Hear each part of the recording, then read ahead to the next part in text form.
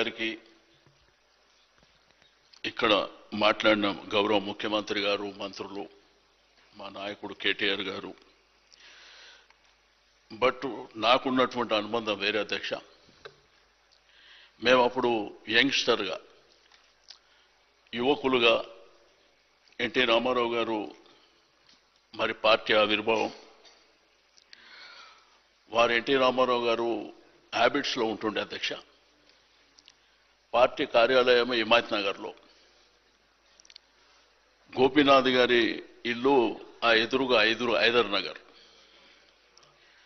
అయితే తెలుగు యువతలో నేను, గోపీనాథ్ గారు అనేకమైనటువంటి కార్యక్రమాలు, హైదరాబాదే కాదు అధ్యక్ష, ఢిల్లీ కానివ్వండి, ఆంధ్రప్రదేశ్ కానివ్వండి, తమిళనాడు కానివ్వండి, ఎక్కడికి పోయినా ఇద్దరం కలిసి ఎన్టీ రామారావు గారితో పాటు.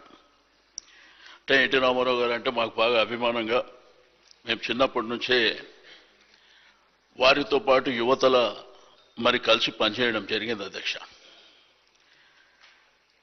అయితే ఆ తర్వాత గోపీనాథ్ గారు నగర అధ్యక్షుడుగా తెలుగు యువత, ప్రభుత్వం వచ్చిన తర్వాత కూడా డైరెక్టర్గా, అదేవిధంగా వినియోగదారుల సంఘం మెంబర్గా పనిచేసినటువంటి సందర్భం. అయితే అనుకోకుండా నాకే మొదల అవకాశం వచ్చింది అధ్యక్ష 94లో. బట్ అక్కడ ఇప్పుడున్న అంబర్పేట్, ఖైరతాబాద్ మధ్యలో అది హిమాయత్ నగర్ నియోజకవర్గం అధ్యక్ష. బట్ అక్కడ ఉన్నటువంటి పరిస్థితులు అనుకూలంగా లేకపోవడం మూలన మరి అక్కడ నాకు అవకాశం అక్కడ సికింద్రాబాద్లో రావడం, తర్వాత నేను గోపి కూర్చొని మాట్లాడుకున్న తర్వాత సరే దేవుడు ఉన్నాడు, భవిష్యత్తు ఉంది, పార్టీ ఉంది, మా నాన్నగారు ఉన్నారని ఆ తర్వాత జూబ్లీహిల్స్కు వారు షిఫ్ట్ కావడం, ఆ తర్వాత ఎన్టీ రామారావు గారు మరణించిన తర్వాత చంద్రబాబు నాయుడు గారి నాయకత్వంలో మేము పనిచేయడం, అక్కడ జూబ్లీహిల్స్ నియోజకవర్గం మరి డీలిమిటేషన్ అయిన తర్వాత అక్కడ ఒక నియోజకవర్గం ఏర్పడడం, దానికి గోపీనాథ్ గారికి అవకాశం రావాలని పార్టీలో మరి చంద్రబాబు నాయుడు గారితో మాట్లాడి, అప్పుడు నేను కూడా అధ్యక్షుడిగా ఉండే అధ్యక్ష. ఆ తర్వాత నేను అప్పటికే 3 సార్లు శాసనసభ్యునిగా ఉన్నా కాబట్టి నా సనత్ నగర్ తర్వాత 2014లో మా 2 కాన్స్టిట్యున్సీలు బార్డర్ అధ్యక్ష. నేను సికింద్రాబాద్ నుంచి ఇక్కడ షిఫ్ట్ అయినా, గోపి జూబ్లీహిల్స్. నా నియోజకవర్గం కంటే ఎక్కువ నేను జూబ్లీహిల్స్ తిరిగిన అధ్యక్ష. ఎందుకంటే నాకు ఎప్పుడో 15-20 ఏళ్ల కింద అవకాశం వచ్చింది, తోటి యువకులం ఇద్దరమే, కానీ గోపికి ఫస్ట్ టైం అవకాశం వచ్చిందని ఇక బోరబండ, ఈసుగూడ, రైమత్ నగర్, ఎర్రగడ్డ, షేక్పేట్, వెంగళరావు నగర్, జూబ్లీహిల్స్లో ఉన్నటువంటి స్లమ్స్, నేను ఎట్టి పరిస్థితుల్లో గోపి గెలవాలనేటువంటి సంకల్పంతో పనిచేసినాం అధ్యక్ష.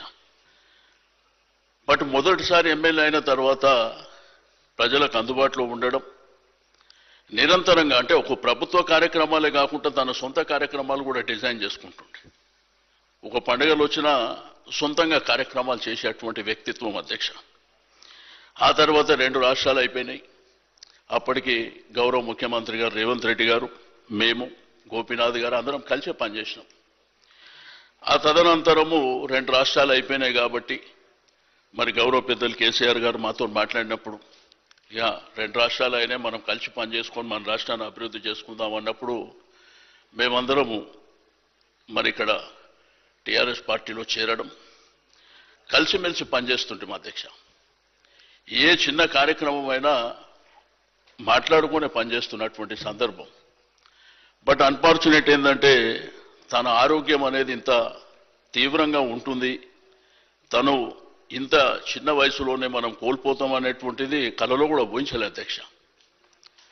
చనిపోయే ముందు 25వ తారీఖు నాడు మా తమ్ముడి డిన్నర్ ఉంటే నాకు ఫోన్ చేసి ఉదయమే ఇంటికి వచ్చి ఇద్దరం కూర్చొని 1 గంట సేపు మాట్లాడుకున్న తర్వాత తన విషయాలు నాతో షేర్ చేసుకున్న తర్వాత నేను చెప్పిన, రేపు డిన్నర్ అయినాక నేను ఆస్ట్రేలియా పోతున్నా, వచ్చిన తర్వాత కూర్చొని మాట్లాడుకొని ఇబ్బందులు లేకుండా చూసుకుందామంటే అనుకోకుండా మరి వారు మరణించడం నిజంగా అధ్యక్ష మరి అది దేవుడు జననం మరణం అనేది మన సర్వసాధారణమైనప్పటికీ పేదలు ప్రేమించేటువంటి ప్రజలు ప్రేమించేటువంటి ఒక గొప్ప నాయకుడిని కోల్పోవడం అనేది చాలా బాధాకరమైనటువంటి అంశం అధ్యక్ష. బట్ మన నిండు శాసనసభలోనే 2014 నుంచి కంటిన్యూగా అధ్యక్ష, అంటే ఒక వ్యక్తి 3 సార్లు గెలవాలంటే చిన్న విషయం కాదు అధ్యక్ష. ఇప్పుడు కరెంట్ రాజకీయాలు అనే టెంపరరీ రాజకీయాలు అయిపోయినాయి. బట్ రియాలిటీ అనేది వేరే ఉంటుంది అధ్యక్ష. బట్ అట్లా హైదరాబాద్ జంట నగరాల్లో కంటిన్యూగా గెలవడము మామూలు విషయం కాదు అధ్యక్ష. బట్ ఆ నియోజకవర్గ ప్రజలకు ఒక గోపెన్నగా నిరంతరం పెద్దలు శ్రీధర్ బాబు గారు ఇంతకుముందే చెప్పారు, వాళ్ళ తమ్ముడు చనిపోయినప్పుడు కూడా ఆ ఫ్యామిలీ రాజ్ కుమార్ చనిపోయినప్పుడు ఆ ఫ్యామిలీ అంతా బాగా డిస్టర్బ్ అయింది అధ్యక్ష. తల్లి కానివ్వండి, వాళ్ళ అన్న కానివ్వండి, గోపి కానివ్వండి, నేను ఎప్పుడు ఆడనే ఉంటుండే అధ్యక్ష. మా పార్టీ ఆఫీస్ ఎదురుగానే ఇల్లు ఉంటుండే, ఆ ఎదురుగా హైదర్ నగర్లో. గోపి నేను ఎక్కడ ఉన్నా కానీ కలిసి ఉంటుంటే. బట్ ఈ విధంగా శాసనసభ్యుడిగా 3 సార్లు ఉన్న తర్వాత శాసనసభ్యుడిగా మరణించడం అనేది కూడా చాలా బాధాకరమైనటువంటి అంశం. తప్పకుండా మరి ముఖ్యమంత్రి గారు సంతాప తీర్మానం ప్రవేశపెట్టిన దాన్ని బలపరుస్తూ ఆ కుటుంబానికి ఆ భగవంతుడు ధైర్యాన్ని ఇవ్వాలి.